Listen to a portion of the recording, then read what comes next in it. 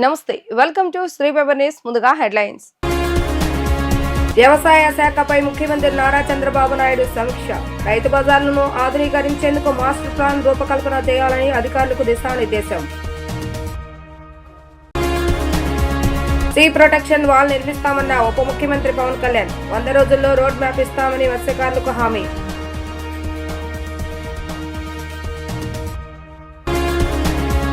Skill development పై మంత్రి నారా లోకేష్ సమీక్ష.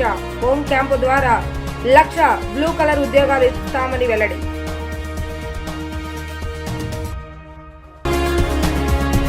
రాష్ట్రంలోని అన్ని వ్యవసాయ మార్కెట్ కమిటీ కేంద్రాల్లో మౌలిక సదుపాయాల కల్పనకు మాస్టర్ ప్లాన్ రూపొందించాలని ముఖ్యమంత్రి నారా చంద్రబాబు నాయుడు ఆదేశించారు.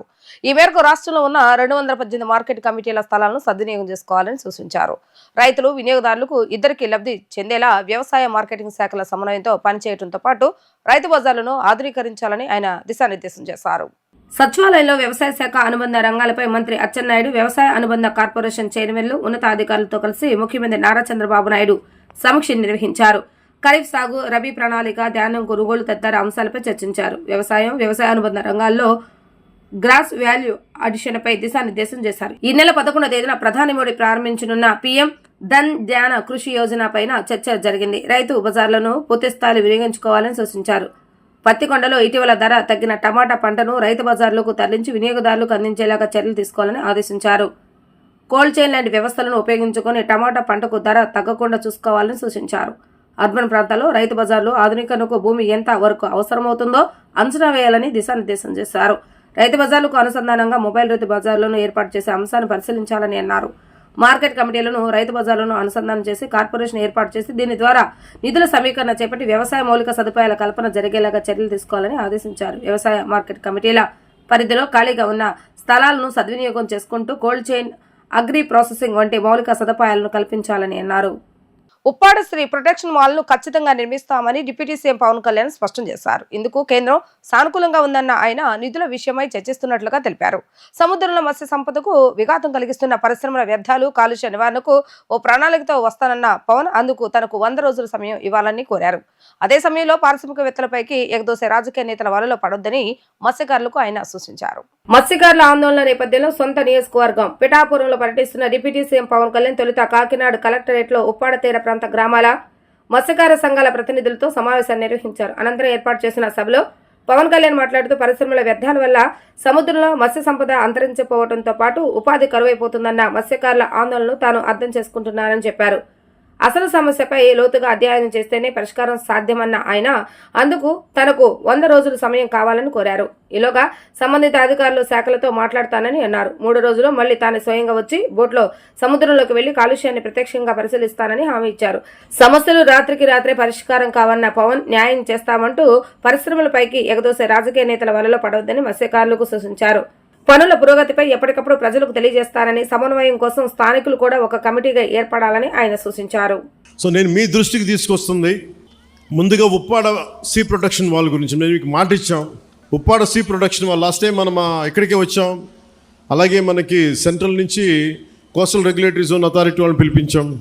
సో పిలిపించినప్పుడు మనం పంపించిన ప్రతిపాదన 323 కోట్లతోటి రక్షణ గోడ నిర్మాణానికి కేంద్ర ప్రభుత్వం సానుకూలంగా ఉంది. అలాగే దీనికి సంబంధించి ఈ నెల 14వ తారీఖున కేంద్ర గృహశాఖ కార్యదర్శి ఆధ్వర్యంలో ఢిల్లీలో ఈ మీటింగ్ జరగబోతూ ఉంది. నేను వారికి ఒకటే తెలియజేశాను, దాదాపు ప్రపంచం మన దేశంలోనే చాలా అరుదుగా ఉండే చోట్ల ముఖ్యంగా ఉప్పాడ తీర ప్రాంతం సంవత్సరానికి 20 నుంచి 25 మీటర్ల కోతకు గురవుతూ ఉంది. ఉన్న ఇళ్ళు పోతూ ఉన్నాయి. అందుకని సీ ప్రొటెక్షన్ వాల్ చాలా అవసరం అని చెప్పి ప్రత్యేకించి చెప్పడం వల్ల సెంట్రల్ హోమ్ మినిస్ట్రీకి చెప్పడం జరిగింది. ఇది 14న మీటింగ్ జరుగుతారు. ఇది నేను మీకు మాట ఇచ్చాను మొన్న ఎలక్షన్ టైంలో కూడా, ఇప్పటికీ నేను మీకు మాట ఇస్తున్నాను. ఆల్రెడీ 14వ తారీఖు అయితే 323 కోట్ల రూపాయలు కాబట్టి ఇలా చేతిలో మంత్రదండం ఉన్నట్టుగా వెంటనే ఇలా నేను చెప్తే అయ్యేది కాదు. ఇది చాలా లేయర్డ్గా జరుగుద్ది. సో మొదట 2 మీటింగ్లు అయినాయి, ఇప్పుడు 3వ మీటింగ్ జరుగుతూ ఉంది. ఖచ్చితంగా నా నమ్మకం 323 కోట్ల రూపాయలు కేంద్ర ప్రభుత్వం మనకు సీ ప్రొటెక్షన్ వాళ్ళకి ఇవ్వబడుతుంది. ఇది నేను మీకు మాట ఇస్తున్నాను. నేను కింద పడతానో మీద పడతానో ఇబ్బందులు పడతానో నేను మన కోసం, మన మత్స్యకారు కుటుంబాల కోసం, మన ఉప్పాడ తీర ప్రాంతం కోసం, మన పిఠాపురం కోసం నేను మీకు మాటిస్తున్నాను, ఉప్పాడ సీ ప్రొటెక్షన్ వాల్ ఖచ్చితంగా నిర్మించడం జరుగుద్ది. దానికి నిధులు కూడా ఎలాగ మన కేంద్ర ప్రభుత్వం నుంచి వచ్చేలాగా ఆల్రెడీ మనకి కేంద్ర ప్రభుత్వం సానుకూల తెలియజేశారు. కానీ అది 320 కోట్లు ఇవ్వాలా లేదా 250 వాటి మీద ఊగిసలాడుతూ ఉంది మనకి మాటలు. సో నేనేం కోరుకున్నానంటే 323 కోట్ల రూపాయలు మీరు దయచేసి ఇవ్వండి అని చెప్పి మన సాధక బాధలని వారికి తెలియజేశాను. ఈ వ్యర్థాలని ఎలా శుద్ధి చేస్తారు, శుద్ధి చేస్తే మేము పొల్యూషన్ కంట్రోల్ బోర్డుని మేము ఎలా నమ్మాలి, వాళ్ళు ఏమో చేయట్లేదు అన్నారంటే దానికి నేనేం చెప్పానంటే కలెక్టర్ గారు షణ్మోహన్ గారితో మాట్లాడి నాకు సమయం ఎంత ఇస్తారు ఇవన్నీ చేయడానికి అంటే నేను 3 దఫాలుగా పెట్టుకున్నా. ఈ 3 రోజుల తర్వాత మళ్ళీ నేను ఒక పడవ తీసుకొని మీరు ఎక్కడైతే వ్యర్థాలు వస్తున్నాయో, ఎక్కడైతే మన మత్స్య సంపద నాశనం అయిపోతుందని మీరు చెప్తున్నారో వాటిలో ఒకసారి నేను వెళ్ళి చూస్తాను.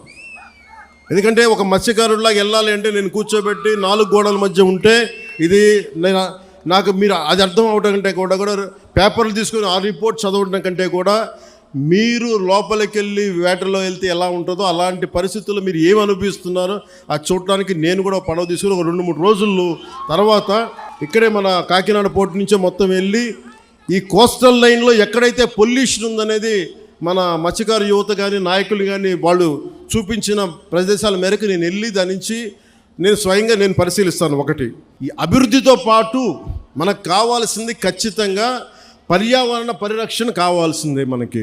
దాంట్లో నేను ఎక్కడ కాంప్రమైజ్ అవ్వట్లేదు. దాన్ని ఎక్కడా కూడా నేను మిమ్మల్ని వంచాలని కూడా నేను ప్రయత్నం చేయట్లా. నాకు మీకు కుదరినప్పుడు నేను రాజకీయాలు వదిలేసి వెళ్ళిపోతాను తప్ప నేను మీ న్యాయం చేయలేనప్పుడు నేను కూర్చోబెట్టి నాకు నిజంగా మీ గుండెల్లో పెట్టుకున్న అభిమానం కంటే కూడా నేను పదవులుగా నేను ఏం చూడను. కాకపోతే ఈ పదవి ఉన్నది చాలామందితో కూర్చొని సామరస్యపూర్వకంగా ఎలా పరిష్కారం చేయాలి అన్నదే నా తపన.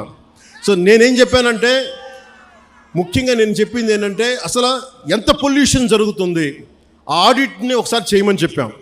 ఆడిట్ చేద్దాం, అసలు ఎంత కాలుష్యం ఉందనేది చెప్తే అందరూ అడిగారు. షణ్మోహన్ గారు మొత్తం సంఘాల నాయకులందరితో మాట్లాడి అక్కడ ఉన్న యువతతో కూడా మాట్లాడి ఈరోజు దాదాపు 100 మంది పైగా వచ్చారు. వాళ్ళందరితో మాట్లాడి మీ ప్రతినిధులుగా మేము అడిగింది ఏంటంటే షణ్మోహన్ గారు కలెక్టర్ గారు కనీసం మాకు 100 days టైం ఉంటే దీని మీద యాక్షన్ ప్లాన్ చేద్దామని ఒకసారి అంటే ఎలా చేద్దాం దీనికి సంబంధించి. ఎందుకంటే మీరు బోట్లు దెబ్బతినకూడదు, మీకు మీ వేటకి ఇబ్బంది పడకూడదని దీనికి ఏం చేయాలంటే ఒక ప్రాపర్ యాక్షన్ ప్లాను ఒక 100 రోజుల సమయం అని అడిగాం. సో మిమ్మల్ని కూడా నేను ప్రతిపాదిస్తుంది, మిమ్మల్ని అభ్యర్థిస్తుంది, మీ అందరినీ వేడుకుంటుంది. మాకు కనీసం ఒక 100 రోజుల సమయం కనుక మీరు ఇస్తే దీనికి ఒక రోడ్ మ్యాప్, ఒక ప్లాన్ క్రియేట్ చేసి మీ ముందు పెట్టి మీ అందరి అనుమతితోటే మనకి ఉపాధి అవకాశాలు ఉంటూనే మనకి కాలుష్యాన్ని ఎలా నివారించాలి అన్న దాని మీద నా ప్రణాళికకి నాకు కనీసం ఒక 100 రోజుల సమయం కావాలి. ఆ 100 రోజుల సమయాన్ని మిమ్మల్ని ఇమ్మని నేను ఆర్థించడానికే నేను ఈరోజు మీ ముందుకు వచ్చాను. నాకు ఒక 3 నెలల నుంచి 100 రోజుల సమయం కావాలి.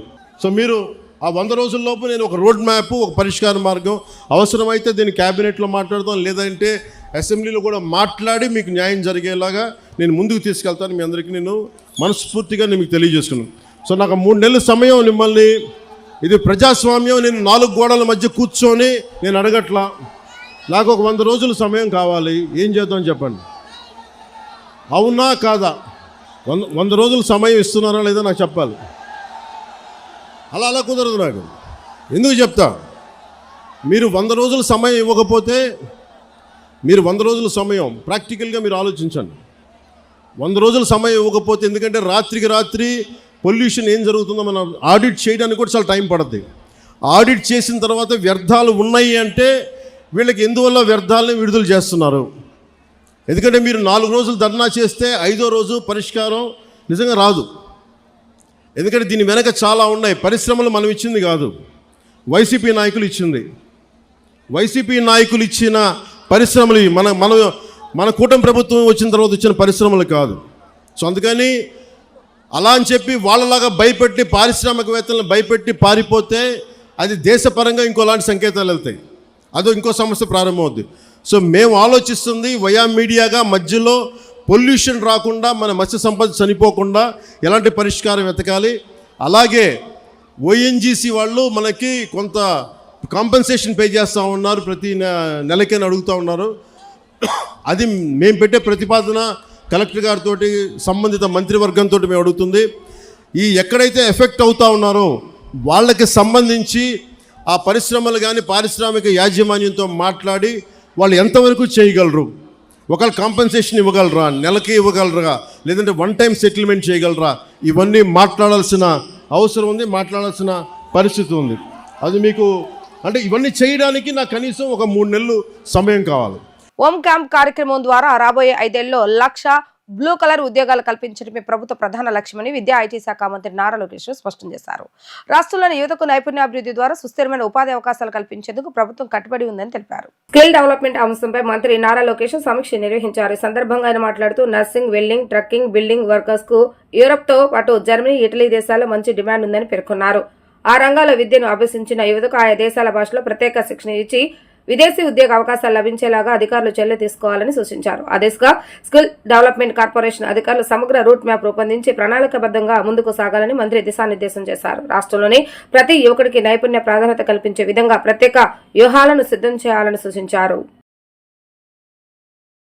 సచివాలయంలో సీఎం చంద్రబాబు నాయుడు అధ్యక్షతన ఏపీ కేబినెట్ భేటీ నిర్వహించారు. ఏపీలో అతిపెద్ద విదేశీ ప్రత్యక్ష పెట్టుబడికి కేబినెట్ లో ఆమోదం తెలుపనున్నారు. 87,520 కోట్లతో విశాఖలో ఏర్పాటు చేయనున్న రైడెన్ ఇన్ఫోటెక్ డేటా సెంటర్ కు కేబినెట్ ఆమోదం తెలుపనుంది. రాజధాని అమరావతిలో నిర్మించనున్న రాజ్భవన్ నిర్మాణానికి 4 కన్వెన్షన్ సెంటర్లకు కేబినెట్ లో ఆమోదం తెలుపుతారు.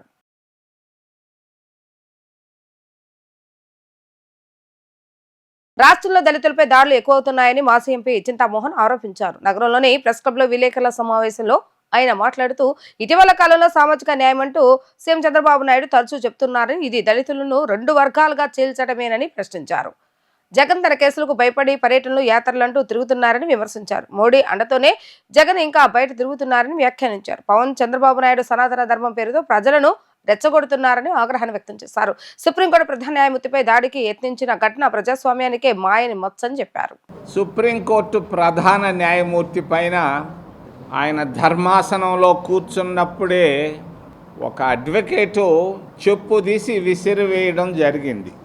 ఇది అమానుషం, దౌర్భాగ్యం, దేశ ఔన్నత్యానికి, భారతదేశ రాజ్యాంగానికి ఇది ఒక మాయని మచ్చ. ఎప్పుడూ జరగలేదు కాంగ్రెస్ ప్రభుత్వాల్లో ఇటువంటి చర్య. కాంగ్రెస్ 55 సంవత్సరాలు పరిపాలిస్తే ఎప్పుడూ ప్రధాన న్యాయమూర్తి పైన చెప్పు విసిరేసినటువంటి ఘటన ఎప్పుడూ జరగలేదు. మొట్టమొదటిసారి ఎన్డీఏ ప్రభుత్వంలో ప్రధాన న్యాయమూర్తి పైన చెప్పు విసిరివేయడం జరిగింది. ఇది పాపం. ప్రధాన న్యాయమూర్తికే చెప్పులు విసిరేస్తుంటే ఇక గ్రామాల్లో ఉన్నటువంటి వాళ్ళ పరిస్థితులు ఏంది? గ్రామాల్లో దళితుల పరిస్థితి కూటమి ప్రభుత్వంలో చాలా భయంకరంగా ఉంది. దళితులు ఈరోజు కన్నీటితో ఉన్నారు. కూటమి ప్రభుత్వంలో ఆంధ్రప్రదేశ్ రాష్ట్రంలో గత 75 సంవత్సరాల్లో నేను ఎప్పుడూ చూడలేదు దళితులు రోడ్లపైకి రావడం. మొన్న తిరుపతిలో, గుంటూరులో, విజయవాడకి ఇంకా రాలేదు వాళ్ళు, శ్రీకాకుళంలో అన్ని జిల్లాల్లో రైతులు దళితులు రోడ్లపైకి వచ్చి నిలబడి వాళ్ళ హక్కుల కొరకు, రాజ్యాంగం ఇచ్చినటువంటి హక్కుల కొరకు ఫైట్ చేయడం అనేది మొట్టమొదటిసారి. చంద్రబాబు నాయుడు ఎప్పుడు తొందర తప్ప ఆయనకి ఏమీ తెలీదు, ఏం చేస్తున్నాడో ఆయనకే తెలియదు. మరి వర్గీకరణ చేశాడు. వర్గీకరణ వల్ల ఏం సాధించాడు? సామాజిక న్యాయం అంటాడు. పుచ్చలపల్లి సుందరయ్యో లేకపోతే తరిమేల నాగిరెడ్డి లాగా ఉపన్యాసాలు ఇస్తున్నాడు. ఏంటి ఆ ఉపన్యాసాల్లో సామాజిక న్యాయం అంటే ఏంది? ఈ ఉన్నటువంటి మాలమాదిగల్లో చిచ్చు పెట్టడమే కదా ఇదే సామాజిక న్యాయం అంటే. నువ్వు ఇచ్చేటువంటి టీచర్ పోస్టులు ఎంబీబీఎస్ 4-5 సీట్లు కాదు. నువ్వు నిజంగా సామాజిక న్యాయం చేయాలనుకుంటే నువ్వు 15 సంవత్సరాలు ముఖ్యమంత్రిగా ఉన్నావు, చాలు. చేసావు, ఏం చేసావో నీకే తెలుసు. మరి ఈరోజు ఒక మాదిక్కివయ్యా ముఖ్యమంత్రి పదవి, నువ్వు సామాజిక న్యాయాన్ని గురించి గొప్పగా మాట్లాడుతున్నావు కదా, చెయ్యి. మేమందరం వచ్చి మీకు పూలదండలు వేస్తాం, శాలువాలు కప్తాం. అది సామాజిక న్యాయం అంటే. ఊరికే మరి మాట్లాడితే సంపదను సృష్టిస్తానంటాడు. ఏం సంపద సృష్టించావా నువ్వు? అక్కడ ఏంది తాడేపల్లిలో సంపద ఏముందాడా? ముళ్ళ కంపలు తప్పించి నీళ్లు తప్పించి ఏముంది? 11 సంవత్సరాల్లో ఏముండా? షెడ్లలో తప్పించి ఆ సెక్రటేరియట్ తప్పించి ఏమి సాధించావు నువ్వు 15 సంవత్సరాల్లో? నేను అడుగుతున్నాను చంద్రబాబు నాయుడు గారిని. కులం మతం చూడకుండా కేంద్ర రాష్ట్ర ప్రభుత్వాలు ప్రతి ఇంటికి కుళాయి నీరు అందజేస్తుందని మంత్రి సత్యకుమార్ అన్నారు. ఆ విధంగా ప్రధాని మోడీ అనేక సంక్షేమ పథకాలు కులం మతం చూడకుండా పేద మధ్యతరగతి ప్రజలకు అండగా నిలుస్తున్నారని చెప్పారు. మైనార్టీ మోర్చాలో బీజేపీ సిద్ధాంతాలను ప్రజల్లోకి తీసుకెళ్తూ పార్టీని మరింత బలోపేతం చేస్తారని మంత్రి సత్యకుమార్ యాదవ్ అన్నారు. బీజేపీ మైనార్టీ మోర్చా రాష్ట్ర అధ్యక్షులుగా సయ్యద్ బాషా ప్రమాణ స్వీకారోత్సవ సభలో మంత్రి మాట్లాడుతూ 4 సంవత్సరాలుగా మైనార్టీ రాష్ట్ర అధ్యక్షులుగా మాజీ బీజేపీ పార్టీ సిద్ధాంతాలని ప్రజల్లోకి తీసుకువెళ్లాలని తెలిపారు. అలాగే సోదరులు సయ్యద్ బాషా కూడా పార్టీలో చురుగ్గా పనిచేస్తూ విస్తృత స్థాయిలో పనిచేస్తున్నారని ఆశిస్తున్నామని అన్నారు. గతంలో మైనార్టీ వారి పరిస్థితి ఏ విధంగా ఉండేదో ప్రస్తుతం ఏ విధంగా ఉందో తెలుస్తుందని మంత్రి వెల్లడించారు. మైనార్టీ వర్గాల వారికి సమాజంలో సమాన ప్రాతినిధ్యం కలిగేలా బీజేపీ కృషి చేస్తుందని చెప్పుకొచ్చారు. కులం మతం చూడకుండా కేంద్ర రాష్ట్ర ప్రభుత్వాలు ప్రతి ఇంటికి కుళాయి నీరును అందజేస్తుందని అన్నారు. ఆ విధంగా ప్రధాని మోడీ అనేక సంక్షేమ పథకాలను కులం మతం చూడకుండా పేద మధ్యతరగతి ప్రజలకు అండగా నిలుస్తున్నారని తెలిపారు. మైనార్టీ పిల్లల చదువు దగ్గర నుంచి ఉద్యోగాలు, పెళ్లి చేసే వరకు ఇలా అనేక సంక్షేమ పథకాలను మైనార్టీ వర్గాల వారికి ఎన్డీఏ ప్రభుత్వం కల్పిస్తుందని పేర్కొన్నారు. గత ప్రభుత్వాలు మైనార్టీ వర్గాల వారిని కేవలం ఓటు బ్యాంకు వరకు మాత్రమే చూశారని, కానీ బీజేపీ ప్రభుత్వం మాత్రం వారి అభ్యున్నతికి అభివృద్ధికి కృషి చేస్తుందని అన్నారు. దేశంలో ఉన్న ప్రజలందరినీ కాపాడుకోవాలన్న ఉద్దేశంతోనే ప్రధాని మోడీ పనిచేస్తున్నారని మంత్రి చెప్పారు. ప్రధానమంత్రి ముఖ్యమంత్రి చొరవతో అందుబాటులోకి వచ్చిన జీఎస్టీ సంస్కరణ ఫలాలతో సామాన్యులకు ఎంతో మేలు జరుగుతుందని, సూపర్ జీఎస్టీ, సూపర్ 6 సేవింగ్స్ తో సామాన్యుల జీవితాల్లో కొత్త వెలుగులు వస్తున్నాయని జిల్లా కలెక్టర్ డాక్టర్ జి లక్ష్మీష తెలిపారు. నగరంలోని ఓల్డ్ జీజీహెచ్ వద్ద సూపర్ జీఎస్టీ, సూపర్ సేవింగ్స్ అవగాహన ర్యాలీని collector Lakshmisha, joint collector S Ilakayya, GST Vijayawada joint commissioner S Prashant Kumar అధికారులతో పాటు ఎన్టీఆర్ జిల్లా కెమిస్ట్రీస్ అండ్ డ్రగ్గిస్ట్స్ అసోసియేషన్ ప్రతినిధులతో కలిసి ప్రారంభించారు.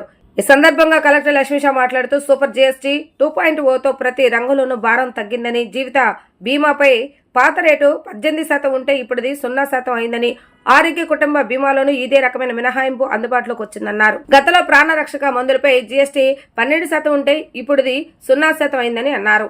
వైద్య పరికరాలు, డయాగ్నోస్టిక్ కిట్లపై 12% ఉన్న పన్ను 5% తగ్గిందన్నారు. ఈ సంస్కరణలతో జరుగుతున్న మేలుపై ప్రజలు అవగాహన కల్పించేందుకు గ్రామ స్థాయి నుంచి విస్తృత అవగాహన కార్యక్రమాలు నిర్వహిస్తున్నట్లుగా తెలిపారు. హాస్పిటల్స్, రైతు సేవా కేంద్రాలు, అంగన్వాడీలు, విద్యా సంస్థలు ఇలా ప్రతి చోట అవగాహన కల్పిస్తున్నామని అన్నారు. జీఎస్టీ రేట్ల తగ్గింపుతో ఆదా అయిన సొమ్ము ప్రజల జీవితాలకు కొత్త దిశను చూపిస్తాయని, ఈ డబ్బు పెట్టుబడి కోసం, చదువు కోసం, డిపాజిట్ల కోసం ఇలా వివిధ రకాలుగా సద్వినియోగం చేసుకోవచ్చని అన్నారు. కొత్త జీఎస్టీ సంస్కరణలతో రాష్ట్ర ప్రజలకు 8,000 కోట్లు, జిల్లా ప్రజలకు దాదాపు 300 కోట్ల మేర ప్రయోజనం కలుగుతుందని, ఇది ఒక మంచి కార్యక్రమంలో భాగస్వాములైన జిల్లా కెమిస్ట్రీస్ అండ్ డ్రగ్గిస్ట్స్ అసోసియేషన్ కు ధన్యవాదాలు తెలియజేశారు. అనంతరం జాయింట్ కలెక్టర్ ఎస్ ఇలకయ్య మాట్లాడుతూ ప్రభుత్వ, ప్రైవేటు సంస్థలు, డయాగ్నోస్టిక్స్ కేంద్రాలు ఇలా ప్రతి చోట కొత్త జీఎస్టీ సంస్కరణలతో కలుగుతున్న ప్రయోజనాలపై అవగాహన కలిగిస్తున్నట్లుగా తెలిపారు. జీవిత ఆరోగ్య బీమాలకు సంబంధించి అధిక ప్రయోజనాలు సామాన్యులకు చేరువవుతాయని అన్నారు. మీకు అందరికీ తెలుసు, ఈ జీఎస్టీ ట్యాక్స్ అనేది చాలా వరకు ఎక్కువ ఉండేది. ఇంతకుముందు ఎక్కడ ఎక్కువ ఉండేది? మనం ఒక చిప్స్ కొనుక్కున్నా కూడా, మనం ఒక షాప్కి వెళ్ళినా కూడా, లేదా మనం ఒక బట్టలు కొనుక్కున్నా కూడా, లేదా మనం ఒక మెడిసిన్ కొనుక్కున్నా కూడా ఈ 15%, 18%, కొన్నిసార్లు అయితే 30%. అంటే మనం 100 రూపాయలు మందులు కొనుక్కుంటే 30 రూపాయలు దాంట్లో ట్యాక్స్ జీఎస్టీ కట్టేవాళ్ళం. ఇప్పుడు ఇటువంటి భారం సామాన్యుల మీద తగ్గించాలి. సామాన్యులు సంపాదించే డబ్బులు ఏదైతే ఉందో అది వాళ్ళకి ఎక్కువగా పనికి రావాలి, ఎక్కువ ఉపయోగపడాలి. దాని నుంచి ట్యాక్స్లా కలెక్ట్ చేసుకుని వాళ్ళకి ఇబ్బంది పెట్టకూడదనే ఉద్దేశంతో ఒక రెవల్యూషనరీ, ఒక విప్లవాత్మక నిర్ణయాన్ని గవర్నమెంట్ చేసింది. అదే ఈ జీఎస్టీ సేవింగ్. అందుకే సూపర్ జీఎస్టీ, సూపర్ సేవింగ్ అని చెప్తున్నాం. ఎందుకు సూపర్ సేవింగ్? ఇప్పుడు మనకు ఇప్పుడు ఈ డ్రగ్స్ అండ్ కెమిస్ట్ చెప్తున్నారు, లైఫ్ సేవింగ్ డ్రగ్స్. ఇప్పుడే డిఎంహెచ్ గారు చెప్పాడు, క్యాన్సర్ ఇటువంటి దానికి ఎంత డబ్బులు ఖర్చు పెట్టాలి మీకు తెలిసే ఉంది. ఆ దాని మీద అయితే 0 చేసేసారు. ఇంతకుముందు అవి high class drugs, high value drugs అని ట్యాక్స్ కూడా ఎక్కువ ఉండేది, జీఎస్టీ ఎక్కువ ఉండేది. దాన్ని కంప్లీట్గా 0 చేయించారు. దీనివల్ల గవర్నమెంట్ మీద భారం పడవచ్చు, కానీ సామాన్యుల మీద చాలా వరకు భారం తగ్గుతుంది. తర్వాత ఇక్కడ సాధారణ మందులు 12% నుంచి 5% తీసుకొచ్చారు. సో ఇంత తగ్గించడం వల్ల దాదాపుగా 95% మెడిసిన్స్, మనం జననిత్య మెడిసిన్స్ తీసుకుంటున్నాము, పారాసిటమాల్, అలాగే ఈ పెయిన్ కిల్లర్స్, అలాగే యాంటీబయోటిక్స్, ఇవన్నీ సాధారణంగా తీసుకుంటూనే ఉంటాం కదా. అవన్నిటి మీద ట్యాక్స్ 5% వచ్చేసి ఉంది. అంటే మినిమం ట్యాక్స్ పెట్టడం జరిగింది. అలాగే మనము ఈ కామన్ ప్రొడ్యూసర్ గుడ్స్ ఏదైతే చెప్తున్నామో, కన్జ్యూమబుల్ ప్రొడ్యూసర్ గుడ్స్ అని ఇవి చిప్స్, ఫుడ్స్, అలాగే మనం తీసుకొచ్చే కూరగాయలు కూడా ఇవన్నీ ఆల్మోస్ట్ జీరో అయిపోయాయి, లేదా జస్ట్ మినిమం 5% పెట్టినారు. సో ఇవన్నిటి వల్ల ఎంత ఇంపార్టెంట్ అంటే మీకు తెలిసే ఉంది. మనం ప్రతి నెల వస్తే బిల్లు, ఎలక్ట్రిసిటీ బిల్ కడుతుంటాము, అలాగే పిల్లలది ఫీజు కడుతుంటాము, అలాగే మనము ఈ ఈఎంఐ కడుతుంటాం కదా. ఒక లోన్ తీసుకున్నప్పుడు 200-300 ఈఎంఐ ఆటోమేటిక్ కడుతుంటాం, చిన్న లోన్ తీసుకున్నా కూడా. ఇప్పుడు మన జిఎస్టీ సేవింగ్ వల్ల ఈఎంఐ కట్టినంత డబ్బులు మనకు సేవ్ అవుతాయి. ప్రతిరోజు ఈ సేవ్ చేసే జిఎస్టీ వల్ల మనము ప్రతి నెల ఎలక్ట్రిసిటీ బిల్ ఈజీగా కట్టేసుకోవచ్చు. అంటే అక్కడ కట్టే డబ్బులంతా ఇక్కడ మనకు సేవ్ అవుతుంది. ఇది ఈ జిఎస్టీ సేవ్ చేయడం వల్ల వచ్చే ఆదాయం. ఈ ఆదాయం ఏంటి, మనకు డైరెక్ట్గా కనిపించదు, కానీ ఆ సేవింగ్ వల్ల మనకి ఇంకొక వైపు అది ఉపయోగపడుతుంది. ఈ అవగాహన పబ్లిక్ రానంత వరకు ఇదేం జిఎస్టీ, ఇదేదో కమర్షియల్ ట్యాక్స్ వాళ్ళు ప్రశాంత్ చేసేది, లేదా కమర్షియల్ ఇన్స్పెక్టర్ చేసేది, ఏదో బిల్లు మీద రాసేది కాదు. ఇది ప్రతి ఒక్కరి జీవితాల్లో ప్రతిరోజు పాకెట్లో మిగిలే డబ్బులోని ప్రతి ఒక్కరు చేయాల్సింది. కాబట్టి ఈ GST, super saving, super GST గురించి అవగాహన కల్పిస్తున్నాము. మన రాష్ట్రంలో దీని అంచనా ఎంత ఉండొచ్చు ఒకసారి ఆలోచిస్తారా? దాదాపుగా ఇప్పుడు సూపర్ సేవింగ్, సూపర్ జిఎస్టీ ద్వారా మన రాష్ట్రంలో 8,000 కోట్ల రూపాయలు ఆదా అవుతా ఉంది సామాన్యులకి. 8,000 కోట్లు వాళ్ళ పాకెట్ ఉంటా ఉంది, 8,000 కోట్లు వాళ్ళ ఇంట్లో ఉంటా ఉంది. ఆ 8,000 కోట్లని వాళ్ళు వాళ్ళ పెట్టుబడికి వాడుకోవచ్చు, పిల్లల ఎడ్యుకేషన్కి వాడుకోవచ్చు, లేదా ఏదైనా కొనుక్కోవడానికి వాడుకోవచ్చు, లేదా బ్యాంక్లో సేవ్ చేసుకుని దాని ద్వారా ఇంట్రెస్ట్ తీసుకోవచ్చు. సో ఇంత ఇంపార్టెంట్ 88,000 crores అంటే ఆలోచించండి. 1 కోటి అంటేనే ఎంత డబ్బు ఒక మనిషికి. అటువంటిది రాష్ట్రానికి 8,000 కోట్లు ఈ సూపర్ జిఎస్టీ వల్ల సేవ్ అవుతుంది. అలాగైతే మన జిల్లా ఎన్టీఆర్కి ఎంత సేవ్ అవుతుంది? దాదాపుగా 250 నుంచి 300 కోట్లు మన జిల్లాలోనే సేవ్ అవుతుంది జిఎస్టీ వల్ల. ఇది జిఎస్టీ సేవర్, సూపర్ సేవర్ ద్వారా యాక్టివిటీస్ చేస్తున్నాము. జిఎస్టీ గురించి స్పెసిఫిక్గా రిఫార్మ్స్ గురించి ఎంత తగ్గించారు గవర్నమెంట్, సో దాని గురించి అవేర్నెస్ అందరికీ కల్పిస్తున్నాము. ఈరోజు హెల్త్ గురించి మనం చేస్తున్నాము. మన జిల్లాలో ప్రతి ఒక్క ఇన్స్టిట్యూట్లో, గవర్నమెంట్ కావచ్చు, ప్రైవేట్ కావచ్చు, ఇంకా మనకి చాలా డయాగ్నోస్టిక్ సెంటర్స్ ఉన్నాయి, అన్ని చోట్ల చేయడం జరుగుతుంది. ఎస్పెషల్లీ డిఎంఎన్హెచ్ఓ ఆల్రెడీ బ్రీఫ్గా అని చెప్పారు. Just one more point I want to add, మనకి హెల్త్ అంటే లైఫ్ సేవింగ్ మెడిసిన్స్ మాత్రం కాకుండా కొన్ని హెల్త్ ప్రీమియమ్స్లో కూడా, హెల్త్ ఇన్సూరెన్సెస్లో కూడా మనకి తగ్గించడం జరిగింది. సో దీనివల్ల మనకి హెల్త్ ఇన్సూరెన్స్ ప్రీమియం ప్రతి మంత్ కానీ లేకపోతే ఇయర్లీ వన్స్ మనం ప్రీమియం కట్టాము, దానికి ఉన్న ఇన్సూరెన్స్ అది కూడా తగ్గించడం జరిగింది. ఓకే, ప్రీమియం కూడా తగ్గించాము. సో దీనివల్ల జిఎస్టీ తగ్గడం వల్ల ఇప్పుడు 18% ఉంటే దానికి 5% అయిపోయింది, 12%.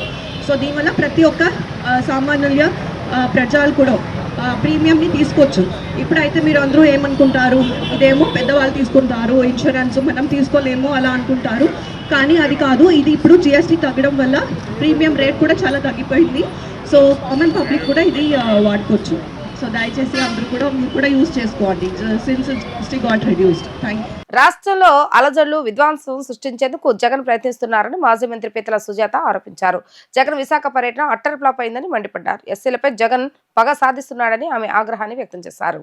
ఈ సందర్భంగా మాజీ మంత్రి పీతల సుజాత మాట్లాడుతూ డాక్టర్ సుధాకర్ మరణానికి కారకులైన హంతకులు వైసీపీ నేతలే అని ఆరోపించారు. వైసీపీ ప్రభుత్వ హయాంలో అంబేద్కర్ ని అవమానపరిచారని మండిపడ్డారు. చిత్తూరు జిల్లాలో అంబేద్కర్ విగ్రహాన్ని తగులబెట్టిన దుర్మార్గులు వైసీపీ నేతలే అని, అన్ని దుర్మార్గాలు చేసి ఏ ముఖం పెట్టుకుని జగన్ విశాఖ వెళ్లారని ప్రశ్నించారు. కరోనా సమయంలో మాస్క్ అడిగితే డాక్టర్ సుధాకర్ ను దారుణంగా అవమానించి చంపేశారని ఆరోపించారు. సుధాకర్ కుటుంబానికి జగన్ క్షమాపణలు చెప్పాలని డిమాండ్ చేశారు.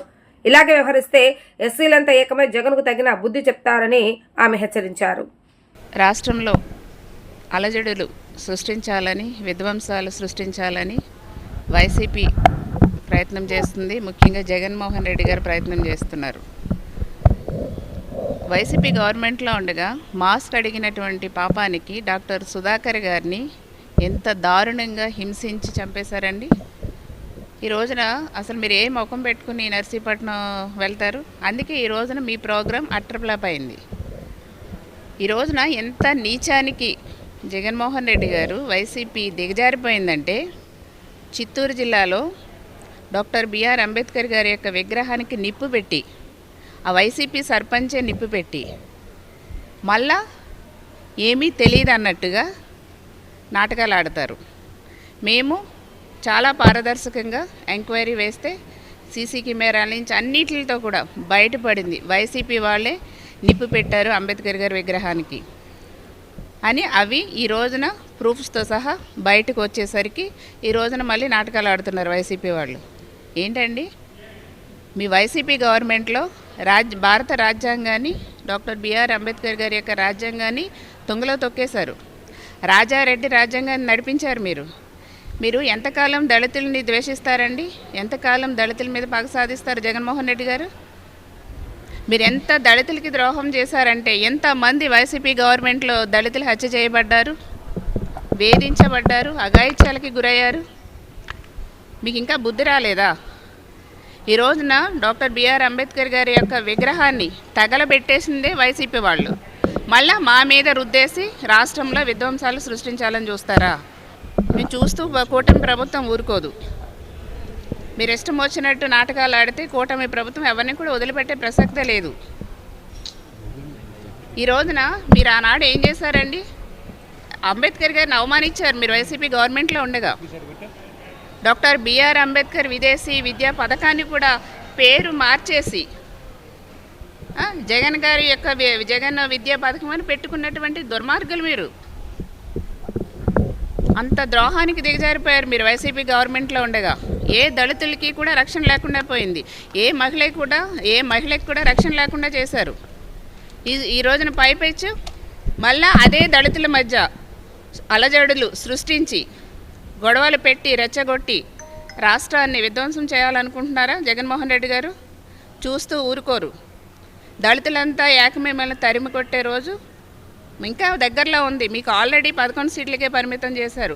రేపు పొద్దున్న అందులో అన్ని మైనస్లే ఉంటాయి, చూసుకోండి.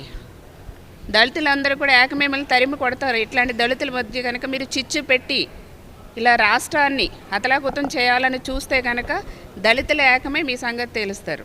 నాడు చోటా డాల్ వ్యాపారి, నేడు డాల్ వ్యాపార సామ్రాజ్యంలో డాన్గా మారి కోట్ల రూపాయల ఆస్తులను కూడబెట్టారు. తన అక్రమ సంపాదనకు గుంటూరు, విజయవాడ కేంద్రంగా దేశమురళి ఆంధ్ర, తెలంగాణ రాష్ట్రాలు వ్యాపారాలు విస్తరించి చిన్న చిన్న వ్యాపారస్తులను పాతాళానికి తొక్కి కేజీఎఫ్ తరహాలో డాల్ వ్యాపార రంగంలో కింగ్ మేకర్ గా చక్రం తిప్పి రాజకీయ పార్టీలను అడ్డం పెట్టుకుని కోట్లకు పడగెత్తి మురళి అక్రమ సామ్రాజ్య కేంద్రాలపై ఐటీ దాడులు గత 3 రోజుల నుంచి జరుగుతున్నాయి. విజయవాడ ఈ పేరు వినగానే రాజకీయాలకు ప్రధాన అడ్డా అనే మాట మనందరికీ గుర్తొస్తుంది. కానీ నేడు డాల్ వ్యాపార సామ్రాజ్యాన్ని 2 తెలుగు రాష్ట్రాలు విస్తరించి అనేక జిల్లాల్లో బినామీలతో ఓ కేజీఎఫ్ సినిమా తరహాలో పెద్ద సామ్రాజ్యాన్ని స్థాపించారు. ఆ సామ్రాజ్యంలో జరుగుతున్న అక్రమాలు పరాకాష్ఠకు చేరడంతో కొంతమంది వ్యక్తులు ఐటీ అధికారులకు ఫిర్యాదు చేశారు. ఫిర్యాదు చేయడంతో ఐటీ అధికారులు నేరుగా రంగంలోకి దిగి దేశమురళి ఇంటిపై, అదేవిధంగా తనతో వ్యాపార సంబంధం కలిగిన బినామీలు, వ్యాపారంలో భాగస్వాములుగా ఉన్న ఇళ్లు, వ్యాపార కేంద్రాలపై ఒకేసారి ఐటీ అధికారులు సోదాలు నిర్వహించారు. ముఖ్యంగా విజయవాడ సమీపంలోని మైలవరం నియోజకవర్గ సూరాయపాలెంలోని 4 గోడలు, కొన్ని నివేశ స్థలాలు, కోట్ల రూపాయలు విలువ చేసే వ్యాపార భూమి, గెస్ట్ హౌస్ తో పాటు మరికొన్ని ఆస్తులు ఉన్నట్లుగా ఐటీ అధికారులు గుర్తించారు. ఈ ఆస్తులని ఒకే రోడ్డు అంటే తన తండ్రి దేశ్ సుబ్బారావు నగర్ ప్రాంతంలో కూడబెట్టిన ఆస్తులు. వ్యాపార కేంద్రంగా ప్రసిద్ధిగాంచిన విజయవాడ నగరంలో ఉన్న బడా వ్యాపారస్తుల నుంచే కాకుండా పలు చిట్ ఫండ్ కంపెనీలు తనకు పరిచయం ఉన్న మిత్రుల బడా వ్యాపారస్తుల నుండి అతి తక్కువ వడ్డీకి కోట్ల రూపాయలు తీసుకొని ఆ కోట్ల రూపాయలతో బయట వ్యక్తులకి అధిక వడ్డీలతో వ్యాపారం చేయడంతో పాటు డాల్ వ్యాపారంలో మొగటం లేని మహారాజులకు ఒక వెలిగాడు. రాష్ట్రంలోని కొన్ని జిల్లాల్లో చిన్న చిన్న డాల్ వ్యాపారాలను భయభ్రాంతులకు గురిచేసి దేశమురళి కోట్ల రూపాయల అక్రమ సంపాదన సామ్రాజ్యానికి తరలిపారు. ఎన్టీఆర్ జిల్లా మైలవరం నియోజకవర్గం గొల్లపూడి పంటకాలవ ప్రాంతంలో కోట్ల రూపాయలు విలువ చేసే 1000 గజాల స్థలాలు, గోడౌన్స్, షెడ్లు నిర్మించి ఆస్తులను మురళి కూడబెట్టినట్లుగా ఐటీ అధికారులు గుర్తించారు. వెస్ట్ బైపాస్ ప్రాంతంలో కోట్ల రూపాయలు విలువ చేసే వ్యవసాయ భూములు, ఇళ్ల స్థలాలను తన అక్రమ డాల్ వ్యాపారంలో వచ్చిన సొమ్ముతో కొనుగోలు చేసిన ఆస్తులపై ఐటీ అధికారులు డేగ కన్నేశారు. మరి ముఖ్యంగా విజయవాడ నగరంలో గొల్లపూడి హోల్సేల్ మార్కెట్, అదే ప్రాంతంలో ఉన్న వ్యాపార షెడ్స్, గోడౌన్స్, ఇళ్ల స్థలాలు, కబేలా సెంటర్లో గోడౌన్స్, కొన్ని రెసిడెన్షియల్ ఫ్లాట్స్, అపార్ట్మెంట్ ఫ్లాట్స్, ఇళ్ల స్థలాలు మురళి అక్రమ సంపాదనతో కూడబెట్టినట్లుగా విశ్వసనీయ వర్గాల ద్వారా తెలుస్తుంది. ఇవి కాకుండా గుంటూరు జిల్లాలో తన బినామీతో కలిసి కోట్ల రూపాయలు రిలీజ్ చేసి ఆస్తులు ఒక థియేటర్లో పార్ట్నర్షిప్ తీసుకున్నట్లుగా తెలుస్తుంది. మొత్తానికి ఐటీ అధికారులు 3 రోజుల నుండి అనేక ప్రాంతాలలో సోదాలు నిర్వహిస్తున్నారు. ఉక్కు కేంద్రంగా పేరుగాంచిన విశాఖపట్నంలో 30 ఏళ్ల క్రితం పలకాబలపం వ్యాపారం చేసిన మస్తంత వ్యాపార లావాదేవీలు కొనసాగిస్తూ కోట్ల రూపాయలు విలువ చేసే డైమండ్స్, బంగారపు ఆభరణాలు కొనుగోలు చేయడంతో పాటు కొంతమంది స్నేహితుల బ్యాంక్ లాకర్లో భద్రంగా దాచినట్లుగా సమాచారం. మరోవైపు డాల్ వ్యాపార కేంద్రంగా ఉన్న తెనాలి హాట్స్ మినపగుళ్ళు వ్యాపారితో కలిసి కోట్ల రూపాయల వ్యాపార దందా కొనసాగిస్తుండగా దేశ్ మురళిపై ఐటీ అధికారులు ప్రత్యేక నిఘా ఏర్పాటు చేసి సోదాలు నిర్వహిస్తున్నారు. ఆంధ్రప్రదేశ్, తెలంగాణ రాష్ట్రాల్లో వ్యాపారులపై ఆదాయపు పన్ను శాఖ ఆధ్వర్యంలో 3 రోజులు సోదాలు నిర్వహించారు. సంస్థలలో బ్యాంక్ ఖాతాలు, లాకర్ల గోదాము తనిఖీ చేసినట్లుగా తెలుస్తుంది. ఈ సోదాల్లో భారీ అక్రమాలు వెలుగు చూశాయి. ప్రభుత్వం పౌర సరఫరాల శాఖ ద్వారా నిత్యావసర వస్తువులు అందించే రేషన్ దుకాణాలలో పప్పు సరఫరా ఒప్పందాలను దుర్వినియోగం చేస్తూ వ్యాపారులు కోట్ల రూపాయల కథ నడిపినట్లుగా అధికారులు గుర్తించారు. ఐటీ విభాగాల అంచనాల ప్రకారం 450 కోట్లకు పైగానే ఉంటుందని సమాచారం. పెద్ద ఎత్తున నగదు లావాదేవీలు జరిగినట్లుగా ఆధారాలు లభించాయి. హైదరాబాద్ ఇన్వెస్టిగేషన్ ఐటీ ఆధ్వర్యంలో రాష్ట్ర వ్యాప్తంగా 25 ప్రదేశాల్లో సోదాలు జరిగిన విషయం తెలిసిందే. అయితే గత 3 రోజుల పాటు ఆంధ్రప్రదేశ్లోని వినుకొండ, విజయవాడ, గుంటూరు, విశాఖపట్నం, కర్నూలు ప్రధాన పప్పు వ్యాపార గోదాములు, మిల్లులు, వ్యాపారస్తులు వణికిపోయారు. ఐటీ దాడుల సమయంలో అధికారులు కోట్లాది రూపాయల నగదును స్వాధీనం చేసుకున్నట్లుగా సమాచారం. ప్రభుత్వ ఆహార సరఫరా విభాగం ద్వారా పప్పులు ఒప్పందాలు కుదుర్చుకున్న వ్యాపారులు మిల్లింగ్ ద్వారా సరఫరా చేసిన పప్పుల నాణ్యత పూర్తిగా లోపించింది. మార్కెట్ ధరలు తగ్గిన తర్వాత కేవలం సగం పప్పు సరుకు ప్రభుత్వ సంస్థలకు సరఫరా చేసి మిగిలిన భాగాన్ని సరఫరా చేసినట్లుగా నకిలీ బిల్లు చూపించినట్లుగా తెలుస్తుంది. బ్యాంకులో బోగస్ ఖాతాలు పరిశీలనలో విషయాలు ఆశ్చర్యంగా ఉన్నాయి. అన్ని నకిలీ సంస్థల భాగాలు ఒకే బ్యాంకులోనే తెరవబడ్డాయి. ఖాతాలోకి డబ్బులు జమ అయిన వెంటనే నగదు ఉపసంహరణలు జరిగినట్లుగా ఐటీ అధికారులు గుర్తించినట్లుగా సమాచారం. ఈ లావాదేవీలని ఎప్పటికప్పుడు కొనుగోలుకి రసీదులతో వచ్చే ప్రయత్నం జరిగినట్లుగా తెలియవచ్చింది. అక్రమాల వెనుక పెద్ద మాఫియా లింకులు ఉన్నట్లుగా తెలుస్తోంది. దర్యాప్తు అధికారులు మరో ఆసక్తికర అంశాలను గుర్తించినట్లుగా సమాచారం. 2021 అసెంబ్లీ ఎన్నికల ముందు మరియు ఎన్నికల కాలంలోనే పెద్ద ఎత్తున ఉపసంహరణలు జరిగినట్లుగా రికార్డులు సూచిస్తున్నాయి. ఈ వ్యవహారంలో వ్యాపారులతో పాటు ప్రభుత్వ అధికారుల ప్రమేయం కూడా ఉన్నట్లుగా భావిస్తున్నారు. ఇది ఒక పెద్ద నెట్వర్క్. వ్యాపారులు, సివిల్ సప్లై అధికారులు, సహాయ సంస్థల ప్రతినిధులు కలిసి లాభాలు పంచుకుంటున్నారని అనుమానిస్తున్నట్లుగా తెలుస్తుంది. ఆంధ్రప్రదేశ్లో వ్యాపారం నడుస్తున్న మూలకథ వలన హైదరాబాద్ ద్వారా జరిగింది అధికారులు అనుమానిస్తున్నారు. మొత్తానికి డాల్ మురళి సామ్రాజ్యంలో ఎన్ని వందల కోట్లు కూడబెట్టారనే వివరాలను ఐటీ అధికారులు స్పష్టం చేసే అవకాశాలు కనిపిస్తున్నాయి. వార్తలు ముగించే ముందు హెడ్లైన్స్ మరొకసారి. వ్యవసాయ శాఖపై ముఖ్యమంత్రి నారా చంద్రబాబు నాయుడు సమీక్ష. రైతు బజార్లను ఆధునీకరించేందుకు మాస్టర్ ప్లాన్ రూపకల్పన చేయాలని అధికారులకు దిశానిర్దేశం. సీ ప్రొటెక్షన్ వాల్ నిర్మిస్తామన్న ఉప ముఖ్యమంత్రి పవన్ కళ్యాణ్. 100 రోజుల్లో రోడ్ మ్యాప్ ఇస్తామని మత్స్యకారులకు హామీ.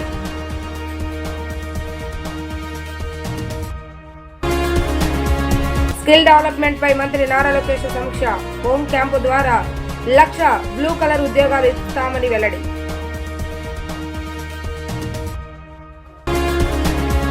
ఇవి రోజు వార్తా విశేషాలు. మరలా 3 ప్రసారమైన వార్తలు మళ్ళీ కలుద్దాం. అంతవరకు సెలవు. నమస్కారం.